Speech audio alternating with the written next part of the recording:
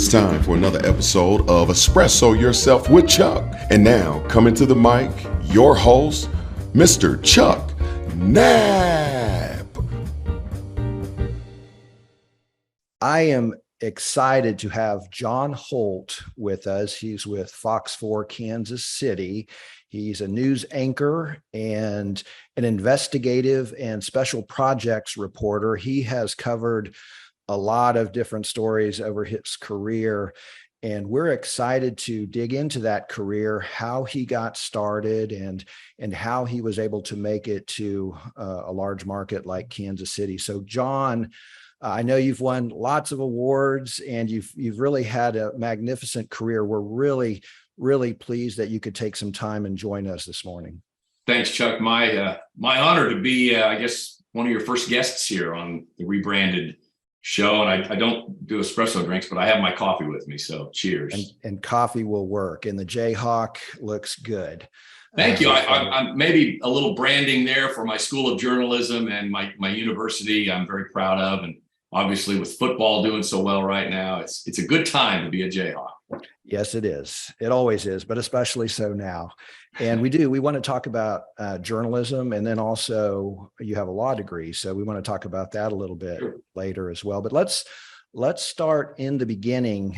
You grew up in Great Bend, I believe, or in the area. Can you tell us a little bit about growing up in a smaller town, Kansas, and maybe some of the activities you did, career aspirations at the time, and then how you decided to go to KU? Well, it's growing up in Great Bend, and I don't think we realize it when we're kids, proved to be a big reason why I'm doing what I'm doing today. And I can explain that, but it was really an idyllic childhood. We played outdoors a lot of sports, pickup games without benefit of texting or social media. We just managed to find ways to get together. We could get on our bikes and ride all over town. And as long as we were back for dinner, that kind of thing, it was a very safe environment, and just loving not just my parents, but other families, sets of parents. I like to say I grew up with multiple sets of parents in our close circle of friends. And so I've always been grateful. And I've always told young people, I've done a couple of graduation speeches, and I always say, be proud of where you came from. Don't ever be afraid to tell people where you grew up and how important that was to your life. And I certainly am grateful for the upbringing I had in that small town in central Kansas.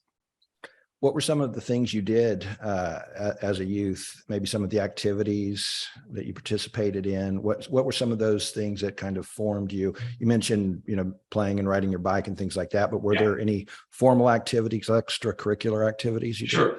Well, I played in, sports intramural leagues more than anything. And that really kind of goes to the heart of why I ended up doing what I'm doing.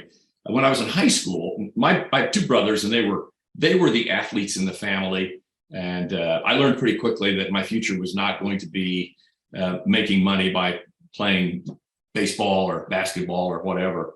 It was kind of tough, I'll be honest, at times, because when you're in high school, junior high and high school, or middle school and high school, the focus is on student athletes, and they get, a lot of the kudos and the pats on the back. And I often had friends come to me and say, hey, why aren't you as good as your brothers? And that kind of, you're young, you're trying to figure yourself out. And that was kind of painful. But I also determined that while I wasn't very good at that, I had a pretty good ability to converse. I had the gift of gab. So I got involved in speech, debate, forensics, which for me, the best part of that was extemporaneous speaking, where you're given a topic, 30 minutes to prepare on current issues, and then you go and talk about it before judges.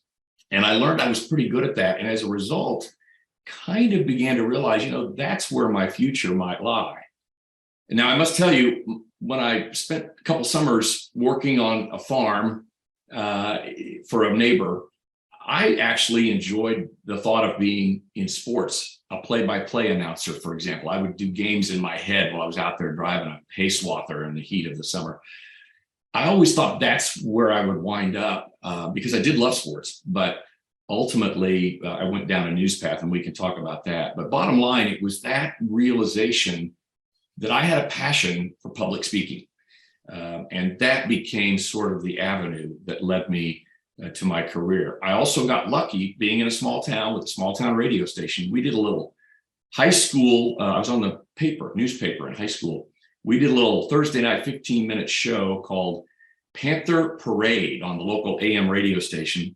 It was locally managed. The general manager there heard me on the radio and clearly thought I had at least a voice for radio. They were launching an FM automated station and needed part-time help. And he asked me if I would be interested. And of course, I jumped at it.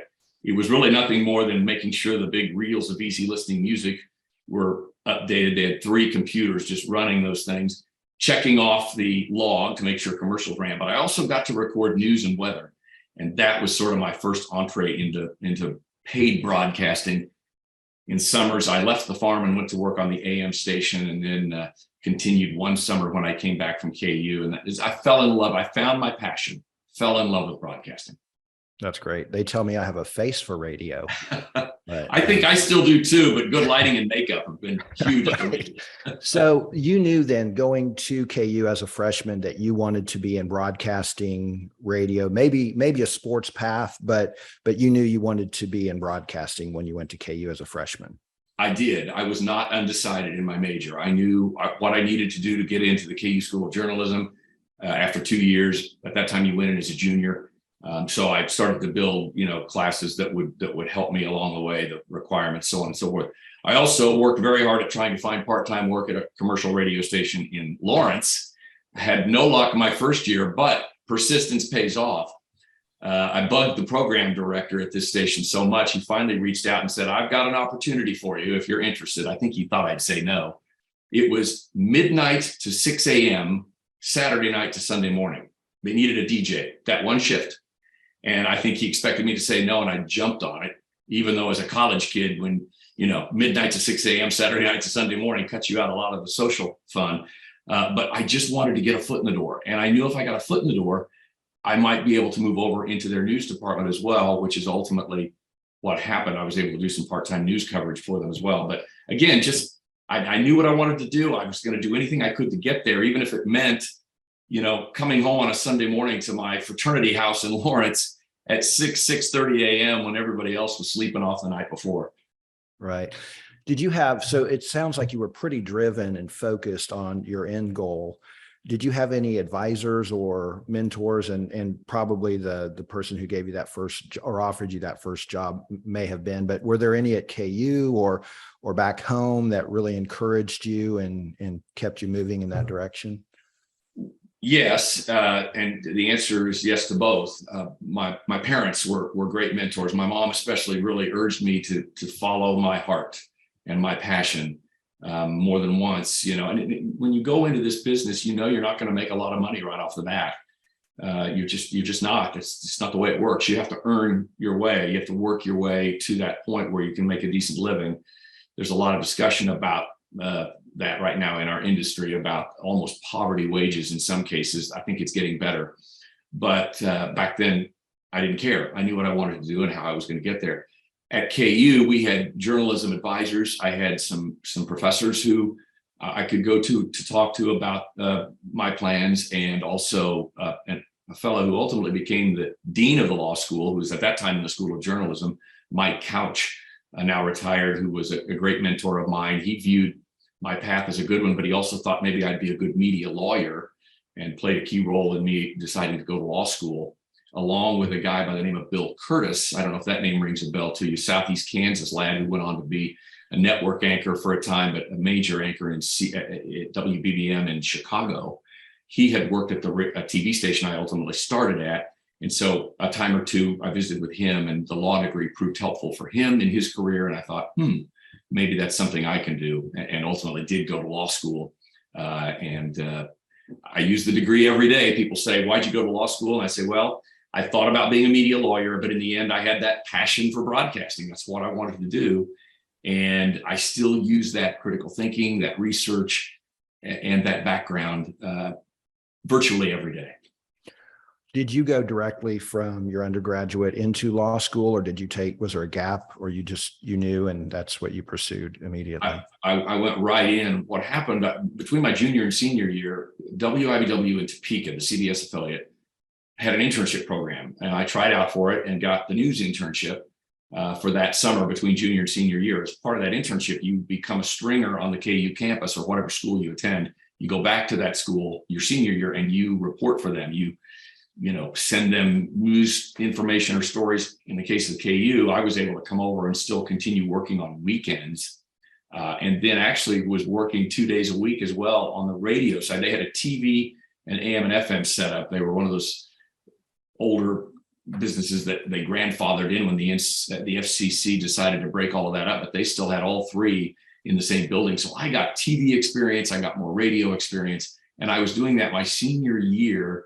And it was amazing. I almost full time, not quite. Sacrificed a lot to do it. I missed out on a lot of things that you take for granted as a college kid. But to me, it was again another step forward in what I wanted to do. As it turns out, that would be the TV station I would first go to work for. But that was a blessing to me to have that opportunity, not just to work in the newsroom, but I was actually on air. Doing some anchoring, a lot of reporting, writing for radio and TV, and that really proved invaluable. At what point did you decide for certain that you didn't necessarily want to be a media lawyer, but you wanted to maintain the on-air career path? That's a great question. I think it was probably my third year in law school. I had done a law clerkship, as it's known, in Washington, D.C. between my second and third year in law school with a firm that did media law. Maybe as a blessing in disguise for me, I got sort of pigeonholed in the regulatory side. I wanted to do First Amendment law, but I got pigeonholed in the regulatory side of this firm for most of the summer.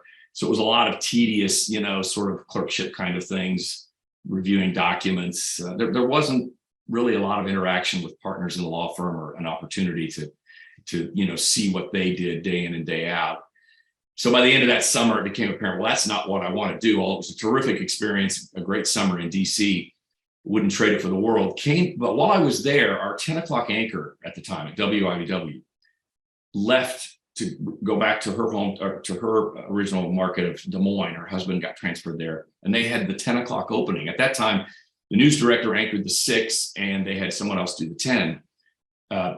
I was visiting by phone from DC with the operations manager at the TV station, just have, social call really.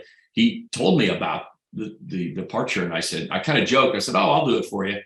And he said, "What did you say?" And I said, "No, Carlos, I was kidding. I've got a third year of law school to wrap up."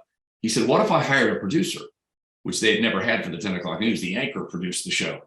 And I said, let me think about it. And he said, well, he said, let me take it, to the top and see what they say. And within a few hours, he called back and said, "It's yours if you want it." So upon a lot of reflection, I decided at that point, you know what, I know what I want to do.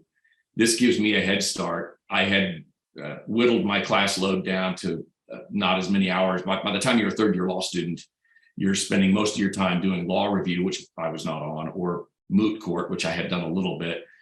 So I was able to structure my class schedule for classes in the morning, study in the afternoon, and then I would drive to Topeka from Lawrence Monday through Friday.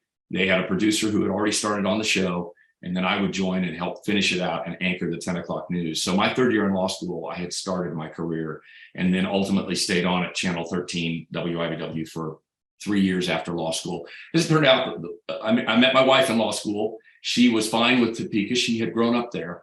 And we did 3 years there, together. And it was a great way to start a career and to be able to have started it while I was in law school, and it set the stage for then what would come next. And I want to talk about what comes next, but I'd like to go back just briefly, and because a lot of people associate radio and television with the on-air talent, but are maybe less familiar with the positions of producer and editor and things like that. Can you tell us just a little bit about what the producer does? Sure. I'm glad you asked that, Chuck, because I tend to focus on air. But, you see an anchor or a reporter on TV. You don't see the countless people behind them who are helping to put that broadcast together. The producer is really the key person. For example, when I go in at 1 o'clock in the afternoon, there's been a producer working on my 5 o'clock newscast for several hours, and I'll jump in and help from there on out if that, if he needs help. Same with the 6 o'clock show I do, and then the 9 o'clock producer comes in about the same time I do and begins work on that show. They are the architects of the newscast. They are the ones who sort of decide what stories they want to include with help from the team. They work with reporters on their stories throughout the day. They build the rundown of the show, produce the show and with graphics and what video they're looking for, and do the bulk of the writing for the newscast. They sometimes have associate producers who help as well. So that's really more of a management track role. If you're a good producer, you can end up being an executive producer, which oversees a day part and multiple broadcasts. And then from there, potentially running a newsroom yourself. So I always tell young people, listen, if you want to fast track to a big city, for example, producing is the way to go, because we cannot find enough good producers. And by we, I mean not only our newsroom, but the industry in general. Finding qualified good news producers who are willing to relocate, that's the fast track way to get where you want to be. If your passion is being on air and communicating, I certainly urge you to continue that too. There are other opportunities as well. Photojournalists, if you're interested in photography, photojournalists play a key role. Obviously, we're a visual medium, so you need photojournalists who can carry out that aspect of it. Sports and weather, if you're interested in those, are certainly options. Weather, most TV stations now require a meteorology degree, particularly in this part of the country where you have a lot of weather. So I would urge you to think about that as a path if you're looking to be on air. We only hire meteorologists now. You have to have your meteorology degree. So yes, it's a team effort. There are people behind the scenes, and I don't know a whole lot about the electronic or technical side of it, but we have engineers, technicians, people behind the scenes beyond even the folks who are in the newsroom. So a lot of opportunities if you want to get into the business. That's great. So you were at WIBW, and obviously your early experience while you were a student probably helped make the connections and hone your craft. At what point did you think, I like Topeka, I like WIBW, but maybe I'd like to do something different in a bigger place? Oh, about 6 months into it, I suppose. I mean, I'm kidding, of course. We had a great opportunity there in Topeka, but you're always thinking, particularly when you're young and just getting started, how do I get to Dallas? How do I get to Chicago? How do I get to the network? And back then, if you remember, there weren't the opportunities today. There were 3 broadcast networks, 4 if you include PBS. CNN had just come online.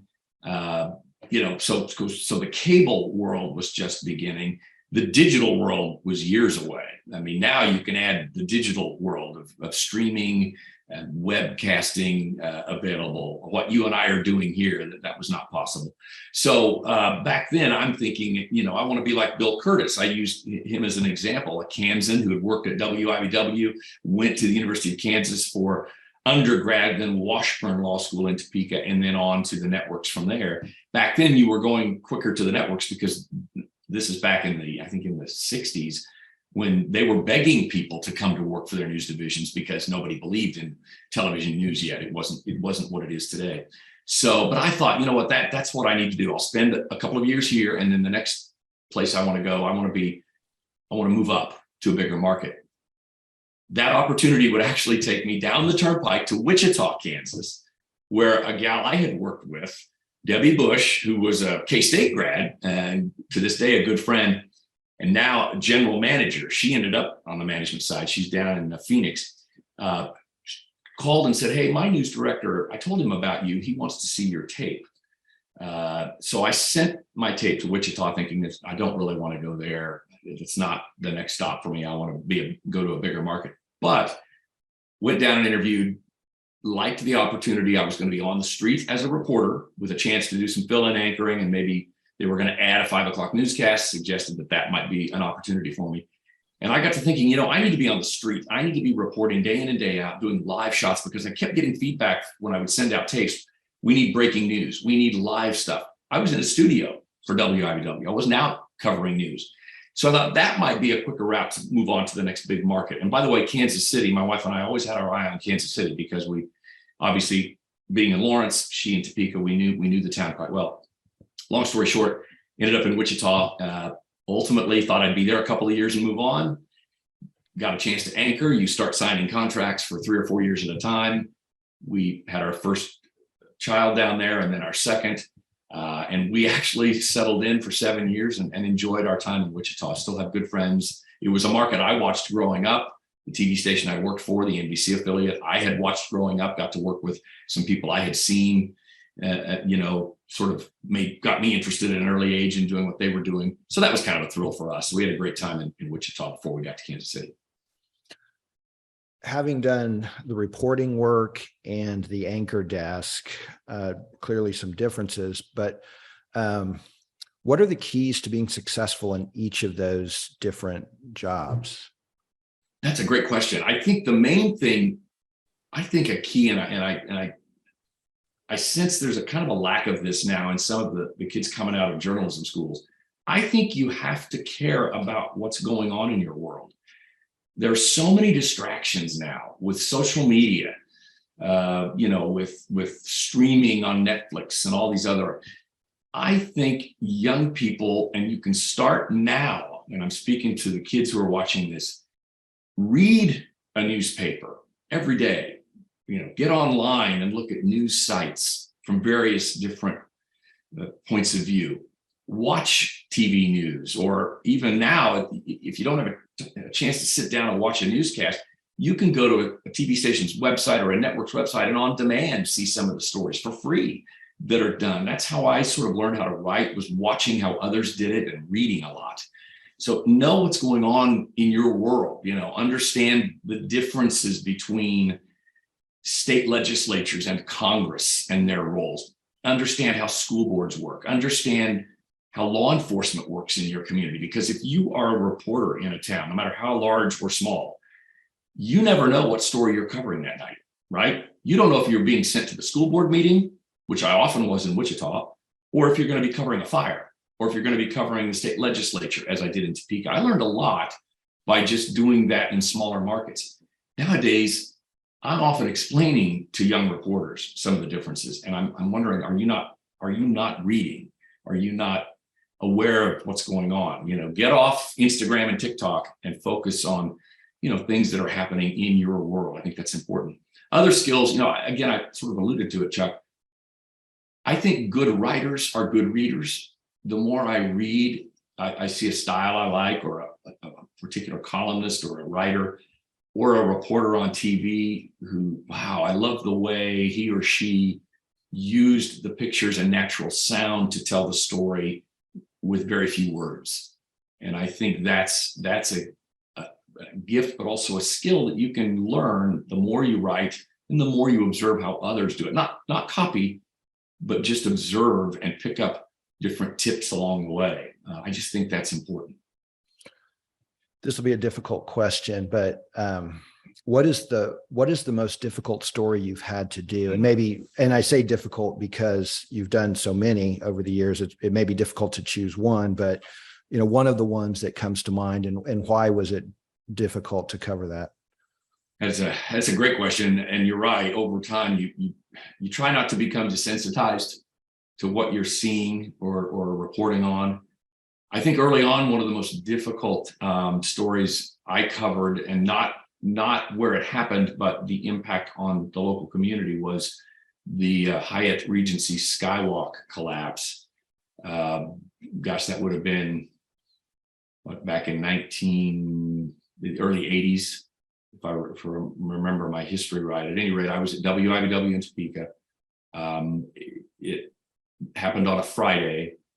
And among those killed in that collapse were members of the Topeka Estrella. It was a band that had gone over to perform, mariachi band. Topeka has a very tight-knit Hispanic community, in part because of the railroad's history there. And I covered the funeral of some of the members of the parish in Topeka, and remember, just seeing the impact of that loss on our community at that time. At the same time, standing right next to a CBS News correspondent who had flown in to cover the services, and realizing just how big this story was nationally. That was impactful just because of how it affected the town I was working in. The other stories that are very, very difficult for me, a lot of times you're involved in a lot of coverage of crime, but when children are involved and they become victims of crime or whatever circumstances they may face, poverty, drugs, broken homes, that's hard. I'm a dad, right? And that those hit home. Those are the toughest stories, I think, even today. And then conversely, what are some of your favorite stories that maybe brought you the most joy? Well, I will tell you, you remember we started this conversation on my love of sports and how I thought at one time I might want to be a play-by-play or sportscaster. Probably the biggest thrill for me has been the ability to cover my childhood teams, the Royals, the Chiefs, and yes, the Jayhawks in championship seasons. 2014 and 15, I was tabbed to go along to cover the Royals in San Francisco and in New York, and was there for Game 5 and on the field when they won the World Series. Improbable. Nobody ever saw that coming, right? The Chiefs in the Super Bowl in Miami and in Tampa. Got to see one win, and that was terrific, 54, Super Bowl 54, and then cover the parades for both and be a part of the coverage of the parades. And of course, the Jayhawks. I've covered, 4 Final Fours now. San Antonio in 08. Actually, I go back to Atlanta in 03. KU lost in the semis. Got to see a championship in 08, Mario's Miracle in San Antonio, and cover that. But I was able to watch the games actually with a ticket. And then 18 in San Antonio, the loss to Villanova. But then last year, lucky enough to be sent to New Orleans to cover the win. That was almost as improbable as the Royals. When they got blown out by Kentucky in Allen Fieldhouse in February, I think we all thought, well, this is not our year, right? Turns out that was a pivotal moment for that team. They really turned it on after that. And so it was a thrill to be there in New Orleans. We had to drive down 13 hours. I think it was like 13 and a half hours with a photographer, a KU guy, by the way, who's now in Dallas working there. And it was on the way back, we had that long drive back and we didn't care. We were grinning from ear to ear, bringing back that basketball title to Kansas City. It was awesome.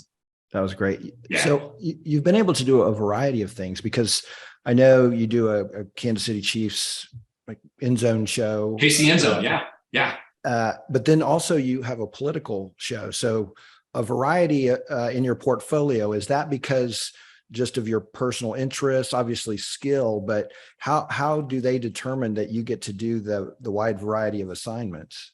I think, and this is sort of a lesson for young people as well. I think I'm willing to take on whatever they need. You have to be a team player. And if the boss comes to you and says, hey, our new owner, and by the way, I'm on my 5th owner at Fox 4 in Kansas City, but our new owner is very digital. They believe in the web, in content exclusively for the web. They have a concept called Digital First. And he advised me that they wanted us to launch a political show for the web only. And I love politics. I cut my teeth covering the legislature and the governor's office in Topeka when I was at WIBW. Stations got away from covering politics because it wasn't good TV. Nexstar, my corporate parent, believes in politics. So they launched a show, and we did it in partnership with the Kansas City Star. And I get to work with my good friend Dave Helling, who used to work at Fox 4. He's now on the newspaper side. And we do that show weekly, and it's now on television too. So it was a success on the web. They moved it to TV. The KC End Zone deal is sort of I got lucky there. We had 2 brand new sports guys. We had some retirements. Al Wallace, my good friend who I'd covered KU basketball with, took early retirement, now teaching at the School of Journalism at KU. We had 2 brand new sports guys, and the news director at the time, our previous news director, she came to me and said, hey, would you mind helping out with this sports show? I'd already been doing a podcast with Al Wallace. She knew I followed the Chiefs and followed sports. Kind of a familiar face to our viewers who you could get the show going. One thing led to another. We started doing that show. It became KC End Zone. And I kind of thought at some point they would kick me off the show. Now they better not. I'm having a blast with that show. We have a great time covering it. And I think it's been a key reason I was able to go to a couple of Super Bowls, because I represented not just Fox 4, but the coverage of the Chiefs during that show. John Holt, thank you so much for your time. I've got just a couple of questions as our time runs down. Sure. If you weren't able to be in broadcasting, in news, sports, what job would you want to do? Wow, that's a good one. I think there's probably more than one. I always thought, if I wasn't going to be covering the news, maybe I should be part of making it and be involved in politics somehow. I'm not sure that the fire burns deep for that in this day and age. I still love sports. I would love to be doing play-by-play or a sports call-in show, or maybe a news call-in show on radio. AM talk radio, or FM, but particularly AM, has become such a big genre. And I have friends who do it. And it's a pure form of communication. You don't worry about lights and cameras and makeup and hair and all that, what you're wearing. You just do it. You just have a conversation with your listener and caller. And I think that might be kind of fun. So not that I'm angling to be out of what I'm doing, because I'm getting to do a lot of different things, which I love, and still reporting, doing some long form special projects reporting, which to me, writing and storytelling is my favorite thing of all. But those might be some avenues. It's probably too late. Maybe I could do some high school football games or something. What I'd have to do sports, Chuck, I'd have to start over and do what I did before. I'd have to prove myself in a smaller venue and then try to work my way up. One of the guys I used to work with in Lawrence, this is a quick little story. He worked on the AM side on the weekends, and I was on the FM side, and we'd wave at each other and we'd sit and chat. I'd put on a long record, and he'd be playing a program on the AM side, and we'd meet in the newsroom and chat and got to know each other. A guy by the name of Kevin Harlan, a name obviously, who's now network for CBS on football, TNT on basketball, covers basketball for CBS during March Madness. Just a great guy, good friend.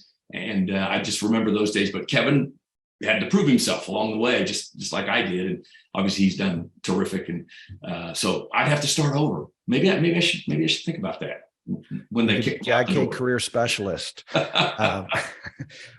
I've got two more quick questions. You have shared a lot of wisdom and advice, and so you've covered a lot of this, and hopefully our students have taken that in. But is there one piece of advice, just generally speaking, that you would share with our students on how to be successful in life and in a career? I would say find your passion. That's the first thing I tell students when I'm talking to them, whether younger people or maybe a college class. Don't do something because it's easy, or you think you'll make a lot of money. Do it because you love it, because you have to go in every day and you have to love what you're doing. Some days are better than others. I don't love every day. There are frustrations with my job, just like there are frustrations for lawyers. I could have been a lawyer, could have made a boatload of money being a partner in a law firm. It wasn't what I wanted to do. I knew I wouldn't be happy. I dabbled in it, worked briefly for a firm, and just didn't enjoy it. I knew what my passion was, and that if I was going to go into work, get up every morning and go into work, whatever time of day that was, then I had to love what I was doing. Also, don't be afraid to work hard. You have to realize that when you do what we do in our business, you may have to work nights. I work nights. You may have to work weekends. I started working weekends. I still get called in occasionally on weekend coverage. You may work a 10-hour day, even though you're on salary. There's no overtime. Again, it goes back to loving what you do. You don't care. You love what you're doing. Be ready to sacrifice, holidays. I missed so many Christmases with my kids. It's kind of, looking back now, I sort of regret that, but I tried to make up for it in other ways. So be prepared to work hard. And if you love what you do, that'll be easy. I think I know the answer, but outside of work, how do you express yourself or have fun? Wow. Well, I'm a very average golfer, maybe below average, but I do enjoy playing golf. I do a lot of reading. I don't watch a lot of TV. People talk about movies and shows they're streaming. Unless it's news or sports, I'm not a big I'm type A. I can't sit there long enough.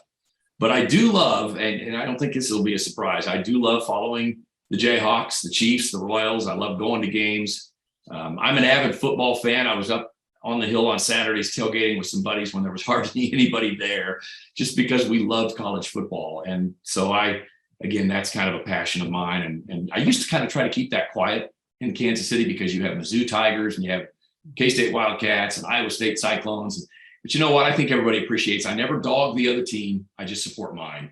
And so that's a passion of mine too, and kind of a fun way to pass the time.